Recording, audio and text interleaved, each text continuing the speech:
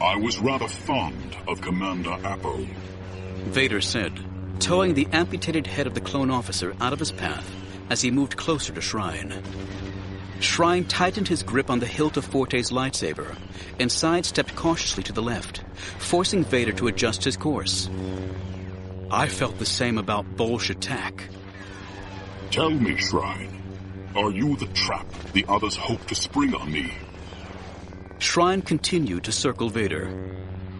I wasn't even part of their plan. In fact, I tried to talk them out of doing something like this. But in the end, you just couldn't stay away. Even if it meant abandoning what might have been a lucrative career as a smuggler.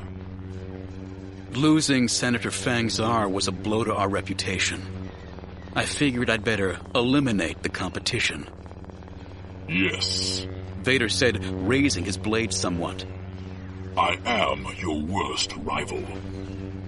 Lightsaber grasped in both hands, Vader took a single forward step and performed a lightning-fast underhand sweep that almost knocked Forte's lightsaber from Shryne's grip.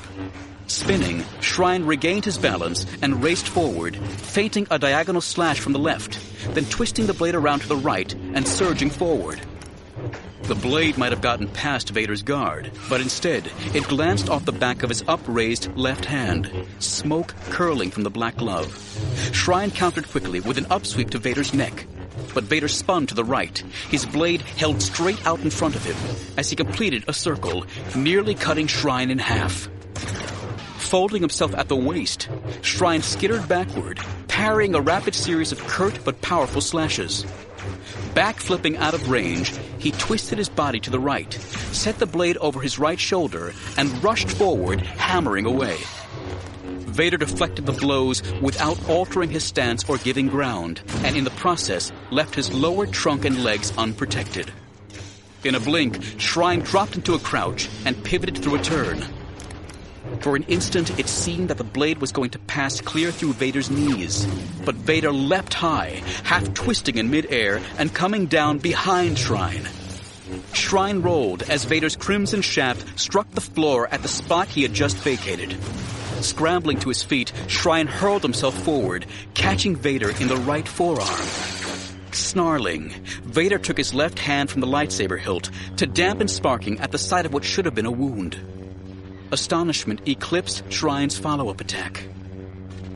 I know you don't have a heart, he said, taking stalking steps. But I didn't realize that you're all droid. Vader may have been about to reply when packets of blinding light speared through the balcony, opening holes 10 meters across. The great Rocher shook as if struck by the full force of a lightning storm, and branches and leaves rained down on what was left of the deck. With a loud splitting sound, a large section of the rim broke away, taking Vader's shuttle with it. There goes your ride home, Shryne said when he could. Guess you're stuck here with me. Vader was a good distance away, one hand and one knee pressed to the floor, his blade angled away from him.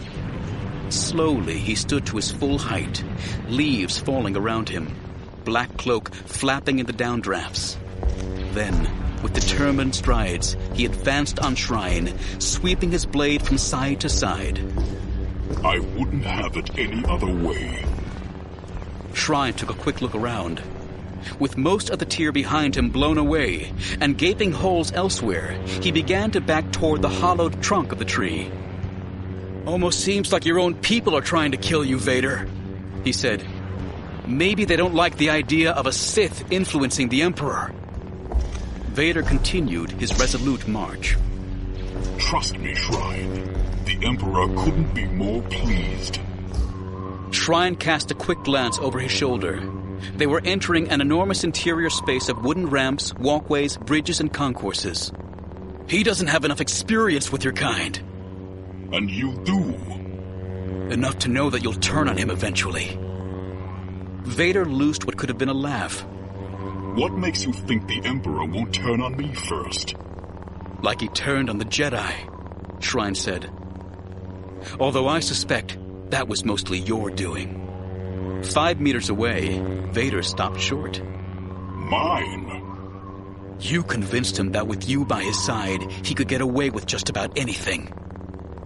Again, Vader's exhalation approximated a laugh. It's thinking like that blinded the Jedi to their fate.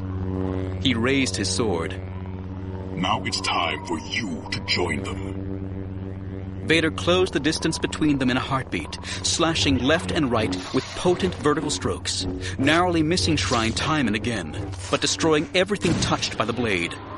No whirling now, no windmilling or deft lunges. He simply used his bulk and size to remain wedded to the floor. It was an old style, the very opposite of what was said to have been Dooku style, and Shryne had no defense against it. If I could see his face, his eyes, Shryne found time to think. If he could knock that outsized helmet from Vader's head, if he could lance his lightsaber through the control panel on Vader's chest, that was the key.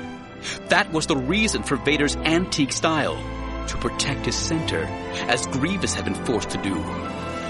If he could only get to that control panel.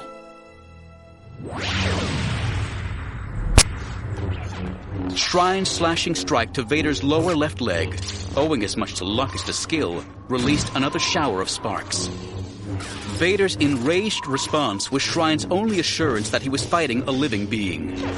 Whatever had happened to Vader, by accident or volition, he had to be more flesh and blood than cyborg, or he wouldn't have raged or been able to call on the Force with such intensity.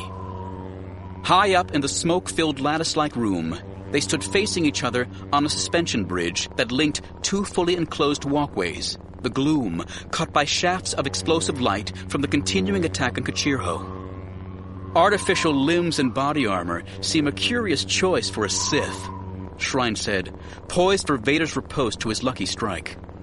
Belittling to the dark side. Vader adjusted his grip on the sword and advanced. No more than throwing in with smugglers denigrates the Force, Shryne. Ah, but I saw the light. Maybe it's time you did. You have it backward.